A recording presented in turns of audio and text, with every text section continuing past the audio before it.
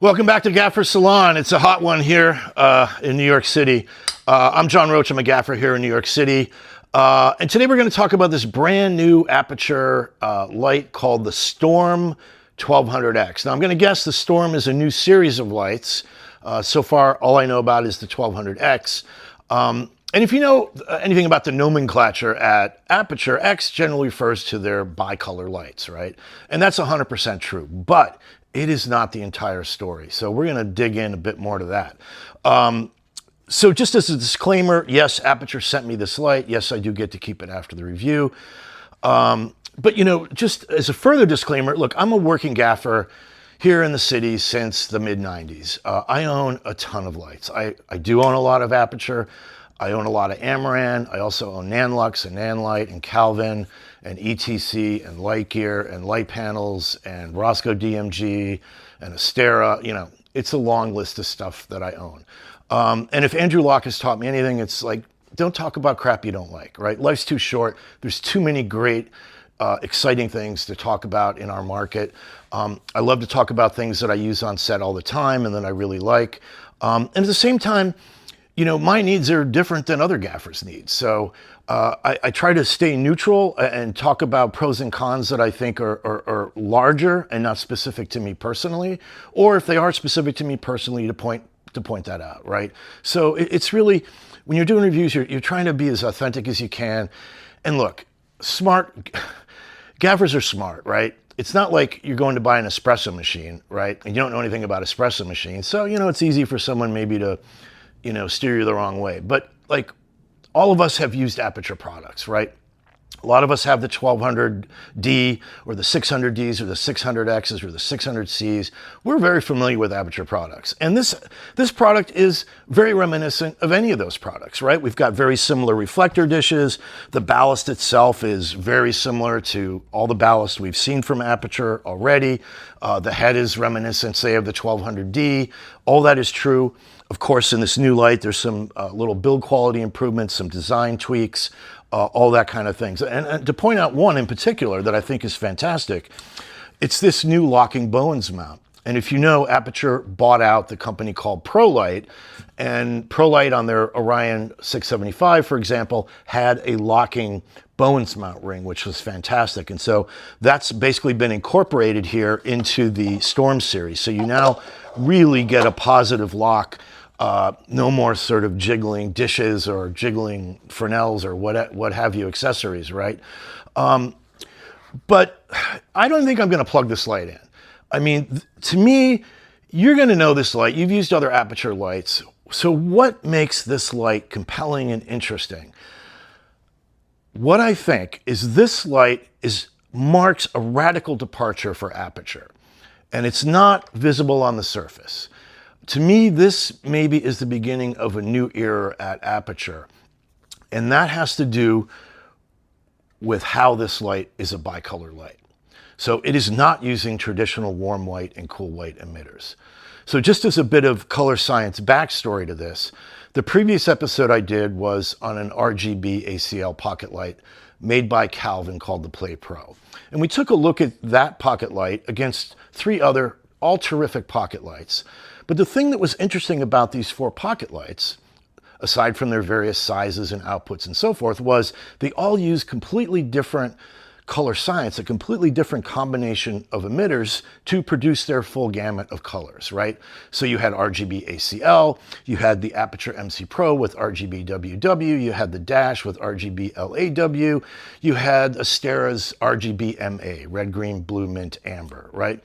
So different approaches to color science. And the tricky thing for any manufacturer is they're going to put all their chips in on a particular color science, which is fantastic, right? All their lights are going to be within that same kind of color science, those same chipsets. But at a certain point in time, there's going to be dramatic improvements in color science and technology, and they're going to have to decide, you know what? It's time for us to move on to something new. And I think we saw this, for example, with ARRI. ARRI had the original Sky panel, which we all know was kind of getting long in the tooth, and we waited and waited and waited, right, for a new Sky panel. And they put out the Orbiter, and the Orbiter went to an RGB ACL chipset, right? And then when SkyPanel 2.0 launched, RGB ACL. So after many years, ARRI decided to switch up their color science, move in a new direction. And it's tricky for manufacturers because they have to think, we've got hundreds of thousands of units out that are older, and our new color science is going to be better. How are people going to match to the old units? We've got these new units. So it's a quandary. And so manufacturers tend to hold on to their color science as long as possible. And it makes, perfect sense, right? So relative to me thinking this is a new era at Aputure, they have dramatically changed the approach to what a bicolor light is. So they are not using warm white, cool white emitters and laying in green and magenta correction as would be traditionally done. This is using an entirely new set of chips. And they're referring to this as their BLAIR technology, right? Their BLAIR color science. So BLAIR is an acronym for the chips that are in the head, and that is blue, lime, amber, indigo, red. So that is really, really interesting. So why did they do that? I think all these manufacturers are in the same race. They're trying to get bigger and brighter LED lights, and simultaneously, they're trying to get better and better spectrum, better and better quality of light, right? Better TM30 scores, better SSI scores, and there's this continual movement to try to get and match these holy grails of a tungsten black body fixture and the sun, right? Daylight. Trying to get, so we want to get to a point where they're indistinguishable, right? And things, as we all know, LED has dramatically improved, but we're still trying to squeak out all these different improvements along the way and improve here and improve there. And so I think that's what they've done here. I think if you compare the new Storm 1200X, say, to one of their older bicolor lights, or even any other manufacturer's bicolor lights, you will see they've had some tremendous success with this new chip technology in improving daylight SSI scores, or that is to say, the daylight spectrum, right? They've had some more marginal improvements on the tungsten. They've had improvements in the dimming characteristics. So generally when we evaluate lights, right? If I'm evaluating lights in the shop here, I'm using my spectrometer and I'm generally looking at two things. I'm looking at SSI, the spectral similarity index, which is basically telling me about spectrum, or I'm looking at TM30, which is giving me kind of a broad sense of how well this light is reproducing color kind of across the board, right? And so we can kind of can compare that. But what I'm starting to see is a lot of manufacturers are coming up with lights that are really good TM30 scores, right? We're seeing TM30 scores in the mid to high 90s or low to mid 90s, right? And we're seeing SSI scores that are, relatively decent. But I think Aputure has taken things a step further here, and it's going to be interesting to dig into this a bit more, because I can evaluate some of these analytical, is that the right, quantitative properties, right, of the light. We could see how well it performs on TM30 at 100% versus, say, 10% or even 0.1%. We can see, is it shifting color as it dims down? So we can do all these kind of tests. But there's another property which I don't think I've heard discussed, and that's fluorescence.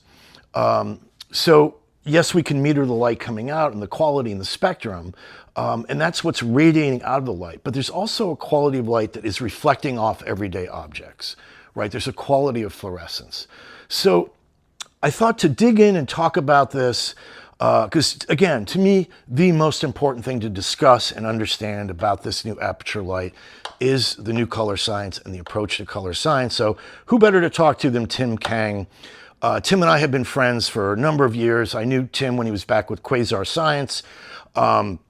Tim has helped out at Gaffer Salon. We did a whole workshop on color science and color theory and color applications, evaluating lights and so forth. So Tim had a lot of input in the designing, I guess, of this new BLAIR technology, along with the engineers in China. So I think let's jump on a little nerdy call with Tim and dive in and sort of talk about what gains are coming from this BLAIR technology, why was it necessary? Why is Aputure trying to move away from bicolor? And so to me, this again marks a new era at Aputure and a new direction. And one would certainly have to suspect that if they're going to do it in the X, I would suspect if and when they come out with a new color line of lights, we're going to see a move away from RGBW into something else, right? And so the other advantage, before we jump on with Tim, is that since this has sort of these emitters that are kind of all working together, the problem typically, say, with the 600X versus a 600D is the X would be, what, 30% less bright or something like that, because of the way it was, the bicolor, the warm white and cool white were interacting. So here in the X, this is actually very slightly outperforming the Aputure 1200D. It's marginally brighter than the 1200D at 5600, and it's a bicolor light, which we didn't traditionally see in a bicolor fixture. Usually our expectation was a bicolor fixture was not going to be, you know, close to the daylight only fixture. We were going to suffer some output loss by going to bicolor. That is no longer the case in this new technology. So without further ado, let's jump in, have a conversation with Tim Kang from Aputure. So Tim Kang, welcome. Tim and I have known each other for quite a while. Tim's helped out here on Gaffer's Salon, setting up a workshop on color science and color theory. So when this Storm 1200X arrived on my doorstep, you know, what jumped out at me was this is a radical departure and maybe the beginning of a new era at Aputure in terms of how you're approaching color science, in particular with this first bicolor storm light, which uses this BLAIR chipset, right? Blue, lime, amber, indigo, red, which is a radical departure from what, you know, you had been doing years ago with the, say, a 600X or any traditional bicolor LED, which was just warm white and cool white emitters. More recently, you know, companies have added green magenta correction, but this is an entirely new approach, which obviously has some really significant added benefits. So maybe you can jump in and start talking about how people, you know, how this light is going to differ from anything anyone's seen before. Yeah. Well, I mean, for me, it started with my Quasar Science days and what we really wanted to do there, and how um, I always felt that bicolor was a hack.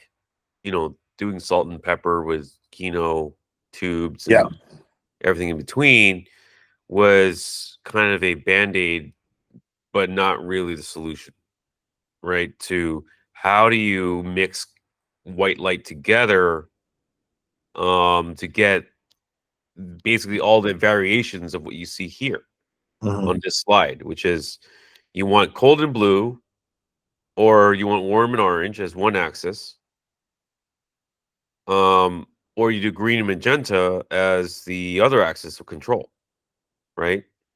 Yeah. But to only have one axis of control was never enough, right? So bicolor, in my opinion, was always kind of, you know, it just didn't really solve the problem. So I always thought we need to have the full, you know, access control basically, but also have good spectrum. So what I try to explain to folks is we've always understood this way in terms of a color basis as our interpretation basis. But what we really need to do is to understand what we do with BLAIR is to understand it really as what light is first, and then how we interpret it, right? Yeah. So just so we're on the same page here. So, you know, color is, you know, really understood with lighting is understood in two dimensions. It's psychology and physics, and this is an actual branch of what defines color science as an actual science is. It's a branch of psychology called psychophysics. And if you understand light as energy first, as its real identity, and then color as our interpretation of that energy, it'll kind of unlock everything for you, right?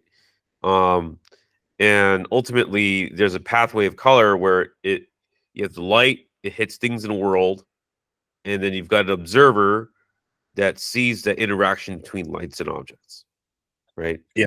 Yep. Why am I getting to all this? Well, long story short, understand that light is spectrum. It's got all this energy into it. Um, Sunlight has this portion of energy, right? Um, and it's in the violets, UV and violets. And when you look at this is literally, I'm in Beijing right now for BAR TV. This is the spectrum measured a couple days ago. The spectrum here is pretty darn similar to anywhere else in the world, including Los Angeles, New York, etc. And if I turn it to a line to compare, this is a typical LED, and it should be pretty darn obvious what's missing. You've got this deep IR, which cameras can't really see, but you've got this near UV in violets that's completely missing, and you've got this big spike at blue, right? So the first thing we did was prior iterations of fixtures like the CS15 and the Amaran S series is they added a indigo emitter, but we jacked it up. I requested that we jacked it up more to really get the impact of matching daylight more truly, if that makes sense, right? And so what is that doing to the spectrum as a whole and to the visual observer? Like, how are we seeing the difference between the first LED light you showed and then adding in these other emitters? So the issue is something called fluorescence. Okay, so what fluorescence is what you see here, is that it takes one color and converts it into another, right? And objects in the world fluoresce. And it's not some like random occurrence. Have you ever seen a black light rave or whatever, and you see that your shirt, or white shirt or whatever, in your teeth, etc., glows, right? Well, that glow is being activated by this wavelength, these wavelengths that are missing. So when you're in daylight and you photograph stuff in daylight, you're getting that glow being mixed in with everything else. That's the je ne sais quoi. That's the stuff that makes real daylight feel just different than artificial light a lot of times. And that's not quantifiable. That's not quantifiable by spectrometer. That's additional properties, right? Yes. So all the color metrics that we have, TM30, CRI, etc., they can't take that into account. They can only take pure reflectivity into account, right? The only thing that can give you some sort of clue is SSI, because it's just simply telling you that this versus this is different, right? So if I add in that portion of daylight, you can see that I'm getting a 11-point difference between, right? Because it should just make sense. I've got 1/4 of the spectrum that is not being used, and so if I add in a portion of it, now I've got 12% not being filled in, but at least it's better than 25%. So, but the difference here is everyday stuff. As an example, is laundry detergent has brighteners in it. Brighteners are just fluorescent dyes, so they take in violet or near UV energy and they turn it into blue. So it's basically real life white balancing of objects. Instead of it being done in post or in camera, you're getting physical objects that are being white balanced, right? So if you've seen this picture that I took, this test I did a couple of years ago, the left was real daylight, and the right is LED, and at the same exact color temperature. Yeah, and I matched the XY value exactly, right, of the final mix of daylight coming in, and the quality of light is pretty similar, right, in terms of like the softness, the direction, etc. So the only real change that you can see here is due to spectrum. And if you look at my shirt, that's the prime example of that. Shirt was, I mean, I do laundry. I wash clothes, and the laundry I use has an optical brightener that adds a very brilliant color of blue, right? to Mhm. counteract. If I don't have that energy, my shirt will look kind of that dingy off-white yellowish color, or maybe like an unbleached muslin almost. Yeah. Right. And that's coming from the addition of these indigo emitters. Yeah. So if I Okay. add those indigo emitters back in, I'll show you a camera test right here. This I shot this camera test about a month ago. And the top row, of these Yep. of these models was BLAIR. And here's the setup here. I had an open door. I had a direct mirror board Yep. going through I kind of built a 4x floppy snoot, and then went through 250 diffusion. And then I put the mirror in that same pathway, and I bounced the fixtures into the mirror through that, so I got the pretty darn similar quality of light again. So the only real change you're going to see here, I mean, it's not perfect, but it's pretty close, is the spectrum difference. And the main significant difference you can see is if you look at the shirt again in this example. Right. Right.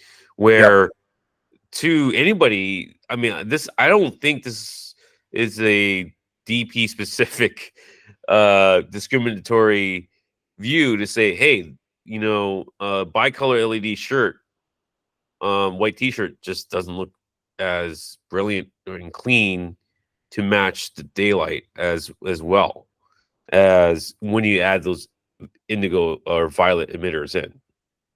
Right. And how do these compare, like, let's say, to an old school tungsten fixture or to an HMI fixture? Do we still have some of that quality Yeah. in, say, HMI daylight? Yeah. I mean, it's honestly the SSI in this case, the 2% that you're getting of a bump is that violet bit. That violet bit of 2% is still matching the 1K a lot better than bicolor. Right. And again, it's the same 2% that really matters in tungsten right here. And HMI does have that bit of spectrum. Now, the problem with HMI is that it's got a middle finger sticking up at 540 nanometers of green, and that kind of always tends to throw off skin tone a little green. Well, one thing, we had a discussion in Salon. I've had this on set. Yeah. It doesn't really even matter what manufacturer's LED, but let's say we have Yeah. some LED, right? And we're comparing it to an HMI, and they're relatively the same output. But I often thought, there's something interesting, and I always had attributed it to a bit more specularity from the HMI, maybe because it was a point source bulb No. in construction. So you're saying that difference. So it's not really the flat cob versus a point source bulb. No, It's because really about because like from a certain distance away, I right. mean, if you've got that point source going to a reflector, Yeah. and you do this, you do your test, you do the finger test, right? I always do the Right. finger test, right? I Right. mean, is it really that different? From like 30 feet away, it's Right. the same like relative like sharpness. Like you're not like I always felt like it was kind of like ooh-ha. Like people had a kind of religious sort of feeling toward it, but this is not religious. This is science. I mean, this is Right. real. You are getting this feeling, this general feeling that's different because of random things in the world feel Right. different, right? That have a quality of fluorescence or have a Yeah, capability fluorescent exactly. And on some and, level. Yeah. and you can buy. So this is a awesome now tool to explore this issue. This is a $20, $18 400 nanometer violet diode flashlight. So it's got both white light and a violet emitter in it. And once I discovered this, this is basically the missing value of wavelength. I could like light objects, and you can see this is the same piece of cloth. I'm going to try to see if I can be further away. One fluoresces and the other doesn't. right? Now, to my eye, and if you do this at home, if you buy this, bit of kit, Right. one just shows brilliant blue, and the other just kind of shows up as a dark violet, right? Um, and when I got this, and I started, and also it's the same. Like when I go outside, this looks completely different. Under daylight. Yeah. Then when I go inside, it's basically the same color, Yeah. right? And again, it's the same issue that you see here, right? In This this is all incomplete. This is all incomplete spectrum, essentially, right? pretty much, yeah. Yeah. So, I mean, this is what we've been fighting for in the ASC Light Committee for manufacturers to listen to, is if you start matching the spectrum, you get more realistic results, because that you're just matching the thing. Yeah. Right. And I mean, HMI has a psi of like usually anywhere between 87 to 90, because it's got all that spectrum there. Yeah. Right. To daylight rather. So I just recommend like getting one of these things and just start shining it around your apartment or where you are, or even just like when you're doing a tech scout with like, or even on set with costumers, and you shine on the costumes, you'll see what glows and what doesn't. And then what is that telling you specifically? Or how is that helping you to ascertain, make a decision about anything?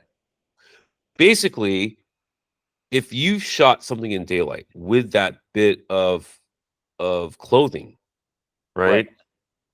You're going to want to match that. Right. With BLAIR, or with anything that's got that much amount of violet emitter in it, that's trying to match daylight in that part of the spectrum. So and because as you can see here, you're going to just get a much better match. Now, this white example is just much more obvious, but there's just, once it gets really random in a set, it becomes impossible to get everything to match, whereas it just feels more right to everybody on set and in production. When everything just starts feeling like real daylight. Well, it was interesting because, I had this light, and I had the Storm 1200X in the shop, and I had left my meters in my business partner's car. So I didn't have that. But I fired it up, and I turned it to 32 and 56. And immediately to eye, I was like, wow, that really looks good. Even to eye at 56, I'm like, I could just tell shining it on the shop wall, because, we all been around HMI. We've been around these lights for so many years. You can tell right away, wow, that really looks really lovely. And so where do you like in terms of this BLAIR chipset? So you've added Indigo, and I'm imagining too, because you're not dealing with warm white, cool white emitters. We always have the difference in output between say, the daylight 1200D or the 600D and the 600X, and there's a 30 or 40% less output because of that two sets of emitters. But now you're using these combination of emitters in the BLAIR technology. So when I looked and pulled up some of the data, it's pretty much on par. If it actually is a bit more than say the 1200D, the older 1200D. So that's really interesting. So you're also getting some output advantages over and above. Yeah, because we're not just pumping everything through phosphors alone. I mean, so we are basically trying to optimize the spectrum as much as possible with that, because if you just do pure blue, because most LEDs are white light LEDs are blue with the phosphor added on top. Right.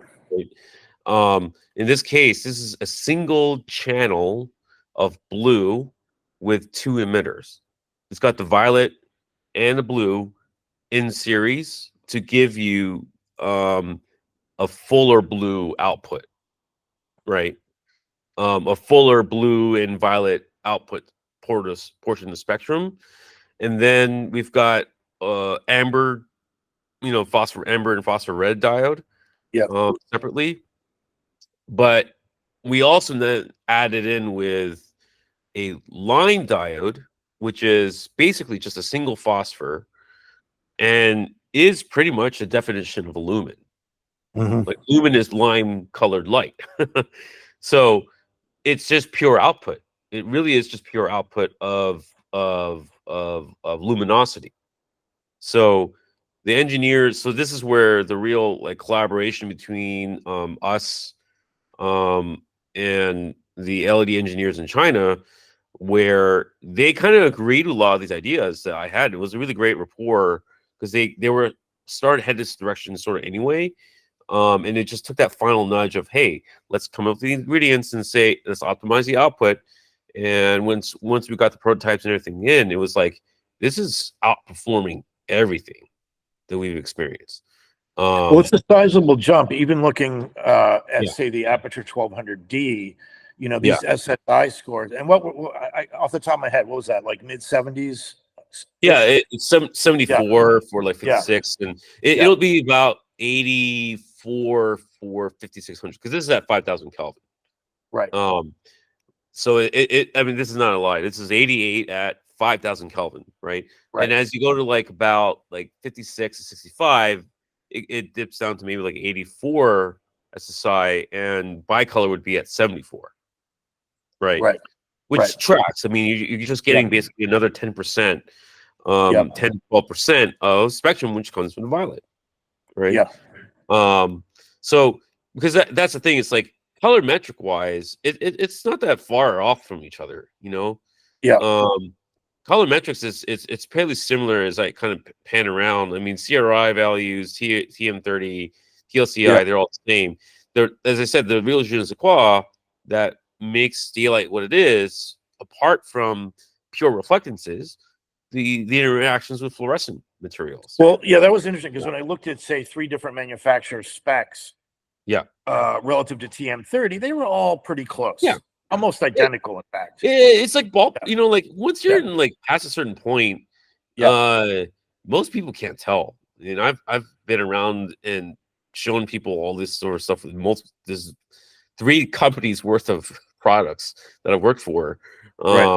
You know, you get disappointed where you really can't tell past a certain point of quality. As long as you look above 90 or around the age of 90 and above TM30, it's hard to really tell. And as you can hear, there are going to be micro differences, but ultimately, like it, for all intents and purposes, for film production, it's not going to impact like a color grade, right? Whereas something like this, and when you have issues of fluorescence, you have issues of like skin tone and a lot of the stuff that of objects that just feel a little bit different. This is the thing that makes people happier and it just feels more right. That's the hardest thing. It's like Aputure was struggling with this. It's just like, how do we market this? I'm like, I don't know. It's a je ne sais quoi. How do you market je ne sais quoi? Right? But there's a real scientific basis for it, and it's fluorescence. So that's the first kind of thing to talk about is spectrally, it just works.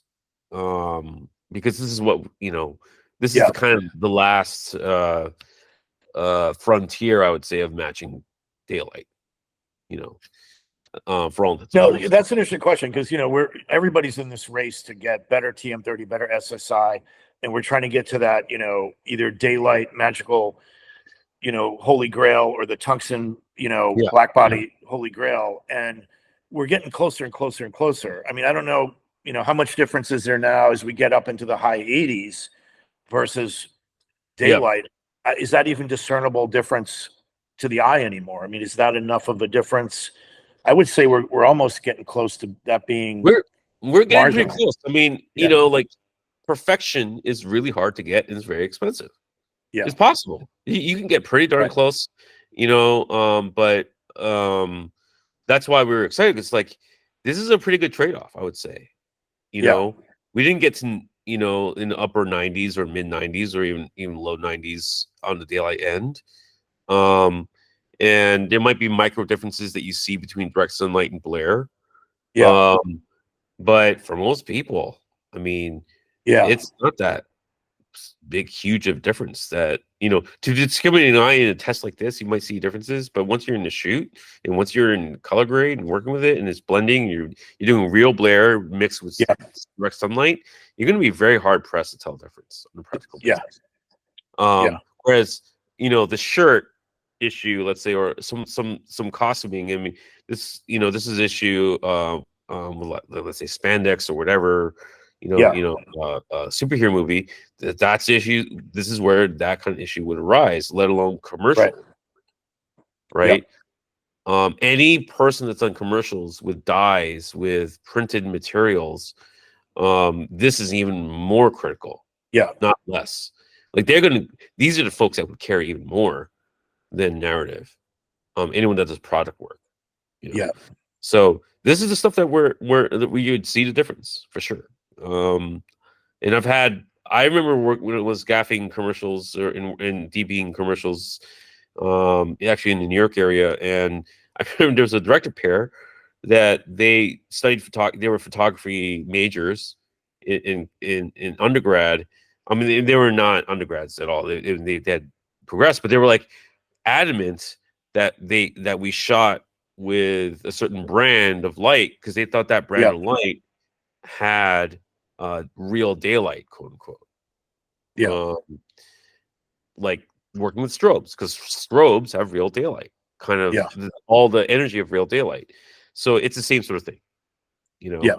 And I do believe that's why I got excited when I finally saw the results and it was working. It was all as intended, but to really see it and actually play out, it was solving this problem. Now, what do you think needs to happen relative? You know, we're still stuck a little bit lower relative to black body tungsten SSI scores on LED. So there's some improvement, but it's smaller than you know. I'm thinking just now 1200D to 1200X. You know, pretty big improvement on the daylight spectrum SSI scores, and you know, a little bit of a bump on the 3200 tungsten score. Is that just a more tricky area to see improvements in, or what would be? It is just because the point of comparison, like that, you know, because the values are lower on that part of the spectrum for tungsten, that it didn't have as much influence on the score here. But it's the same portion that bumps that 86 to 88 here, right? That 2% value is the 2% that mattered. That's an interesting way to put it. Because again, when I pulled this light out to my eye, I'm just talking about 3200 even, you know, to my eye, I was like, that really feels spot on. Didn't have my meter there, didn't check it, but I could just tell that was going to be really damn close. And I'm already hearing somebody was telling me a story about some big TV show feature that was shooting, and whatever reason they lost power and they couldn't run all their tungsten units. The whole show was lit with tungsten, and so they replaced them with all LED lights, and they were pretty surprised at how incredibly close. Now I don't know what brand of fixtures they were, but just in general, modern fixture, they were a little hard pressed to tell the difference, which is interesting to me because, you know, these SSI scores are only what, 80, 70s, mid 70s, high 70s. But you know, on camera, we're just getting closer and closer and closer. All the work that I did at the MITC to define, well, first of all, like, can you explain what that is, that MITC? So the Motion Imaging Technology Council, I created, me and myself and some other members of the council, we created a lighting committee in 2019, and this is a question that was asked because everyone was confused by what's white light for the lighting manufacturers. They wanted to know how do you define the white light that you need, right? And we polled color scientists from camera manufacturers or had camera manufacturing background, sensor manufacturing background, and the cameras expect energy results from black body on the lower color temps. Yep. But they expect not black body, they expect daylight energy in the upper color temps. Right. Right. And they'll do some blending of these two spectrums in between. So they're not expecting color, they're expecting energy, they're expecting spectrum.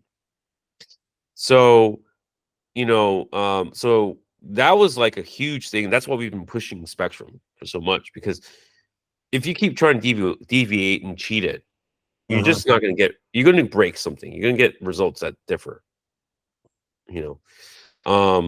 and on top of that, like the color of actual CIE daylight or daylight in general is slightly like about eighth plus green, or depending on the point of view, black body, true black body is actually an eighth minus green from daylight, which is, I think a lot of people don't know this, right?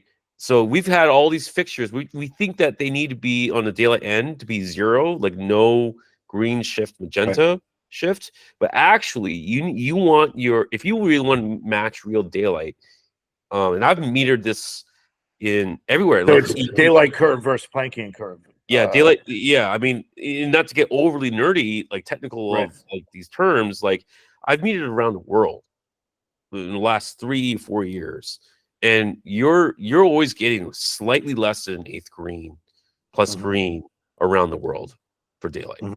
This is earlier, like this is 2 days ago, in Beijing for this trade show, and again I got DUV 0.035, which is exactly 1/8 plus green. Right. But That's I've measured in the UK, I've measured in LA, I've measured in New York, I've measured in Korea, I've measured in Munich, different latitudes, etc. And it's always somewhere between a little less than 1/8 green to more than 1/8 green. So just even the color, we talked about spectrum, but even just the color of actual that we would perceive real daylight is always a little bit slightly like an eighth plus green.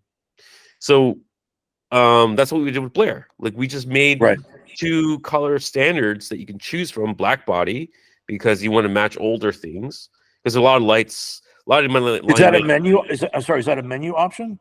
Yeah. If you go into the settings, there's a white light standard target selection. You can select between this standard on the left or this standard on the right. Got it. Now it defaults now to CIE daylight, because ultimately this light is so freaking bright. I mean, it's basically the same output of AM18, that you would be using it to match daylight or to augment. Can you, for people that don't know, could you explain CIE daylight, what that means? It's an international standard of spectrum for daylight that could be tunable from 4,000 Kelvin and up. So if I go to this slide here, where was it? Where did I put it here? This slide over here, the bottom bit of spectrums here, that you can see it's a tunable spectrum. It's not just a color, it's an actual spectrum definition. And in this case, I'm only showing from 5,000 Kelvin and up. So yeah. Well, sorry, go ahead. What I was going to ask you was, did one of the other things I think you guys have been working on was, really trying to get a better dimming characteristic, particularly down at the lower end, 10%, 0%, I mean, 1% down to 0%. Yeah. So does this fixture differ in some way in terms of dimming from, say, Aputure 1200D? Oh yeah, I mean, from the CS 26. Not significantly from the Aputure Storm. 26. Yeah, but from the 1200D for sure. It's got multiple types of PMW circuits and all sorts of advanced algorithms that I mean, your eyes are going to glaze over. I try explaining the algorithms. But it's basically it's doing 2 things. One, it's getting a smoother dimming all the way to 0, and it's also preventing any color shift or correcting for any color shift. Or I mean, because both of those things are the same issue. Because to get color mixing, you need more steps. You need smooth dipping on sub channels to give you the consistent color mix. So when people complain that color shifting when you dim down on fixtures, what you're really complaining about is lower. You're losing the dimming steps to give you that fineness of control to mix. So absolutely, like 0.1% is what's being quoted. I've actually gotten lower with DMX, with 16-bit DMX, but just because it is the actual manual controls on the unit, it is absolutely guaranteed that you can get 0.1%. True, like not just a 0.1% of power delivery, but a 0.1% of actual output. From Max. So that's one thing. And the bigger final thing for me that I care about is because I spent so much time in 2019 not defining this, but just doing the math and work to calculate this out based off of real standards and the conventions, is that I was always frustrated because I didn't know what plus and minus green meant in all these lights. So I tried to at least bring it back to what we're used to. So with this unit, it follows the standard, not the standard, but just the calculation methods that I discovered just worked with real standards that already existed. And that's what this is called, the ASE/MATC plus and minus green. So if you do full plus green gel or minus green, you get a CCT shift. And if you follow the spec, you should not get a CCT shift. But at least here you can see the color shifting, right? So this is what real plus and minus green should look like at 5600 Kelvin, right?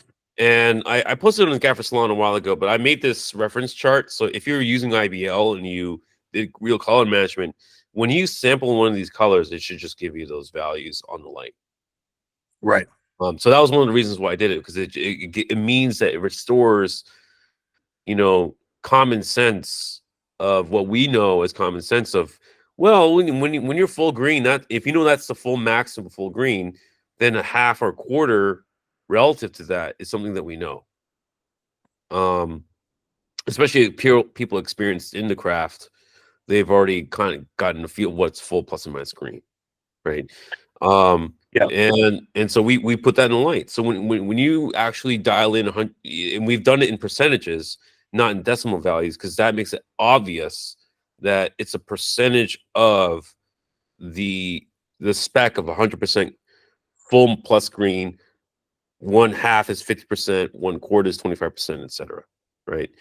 So it's not just some like arbitrary value of 0.5. It is referring to this scale of what that means. So like, in the final bit of it, this is bicolor. This is what what Aputure used to do.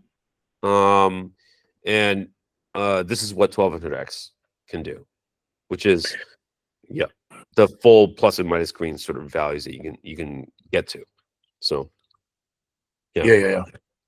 so that's all with BLAIR, because it's not a bicolor fixture. It's not just bicolor with a green emitter. We've gotten the full range of white light encapsulated by these diodes. Well, if you're still listening, you definitely qualify as a nerd. Look, sometimes you got to get into the weeds, right? You got to get into the weeds. And who better to do that with than Tim Kang? And I really appreciate him taking the time. It was 1 o'clock in the morning in Beijing when we talked.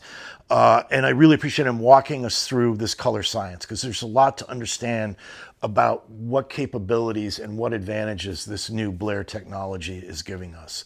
So I'm anxious to get this out in the field, really give it a go in practical locations and on my shoots. And it'd be nice to sort of look at this against some of the competitors, some of the older Aputure traditional bicolor fixtures, really see if and where we see real differences on set. Couple other minor things to point out, some improvements. The CCT range with this new BLAIR technology has been expanded. So we go all the way down to 2500 Kelvin, all the way up to 10,000 Kelvin, which is fantastic. In addition to that, we've got this expanded green magenta. And not only expanded green magenta, but a calibrated green magenta that has a logical relationship. If you set 100% green on the dimmer and you go down to 50%, it's like full plus screen, half plus screen, all of that's been calibrated, as has the intensity, right? So if you're at 100% or 50% output or 25%, there's logical relationships. Previously, other manufacturers and at other times at Aputure, there hasn't necessarily been a sort of calibrated approach to some of these settings. They were kind of arbitrary settings, right? So that's fantastic. We talked about the locking bones mount, also really great addition. And I think overall here, as a closing thought, to me, this is the most significant product I've seen come out of Aputure in a long time. And to me, it's significant because it is innovating, right? It's not just Aputure putting their spin on a new bicolor light, right? It is really going back to the drawing board and saying, hey, let's try to rethink how we make a bicolor light. What could we do? And coming up with this new technology, sticking your neck out, really, really pushing the envelope, and really looking at these areas that remain to be improved in the spectrum, right? Trying to get these daylight SSI scores higher and higher and higher. And so it surely looks like they've done that here. And I give them a lot of kudos. And I'm always very appreciative when manufacturers aren't just copying each other and putting their spins on it, but they're really, truly innovating. And so that's what makes me so excited about this particular product, is I feel like it is a true innovative product. And I'm really anxious to hear what everybody thinks when you guys all get this in your hands and you start to get it on set. I think this is a mark of a new era at Aputure. And if I had to speculate, as we talked about early in the intro to the video, I mentioned Aputure bought the company ProLight, which had this nice locking bones mount ring, but their intellectual property was RGB ACL, right? And RGB ACL, Tim's talking about the addition of the indigo emitters to increase the blue-violet portion of the spectrum, fluorescence, all those topics. If I was a betting man, I'd say we're no longer going to see any RGB WW fixtures from Aputure.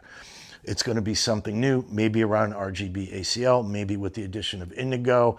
But that's what makes me very excited. Seeing what they did with the bicolor and speculating, they're really going to put their minds to work to come up with some new, improved, better full color fixture. So exciting times at Aputure. Thanks for watching, and I'll see you in Salon.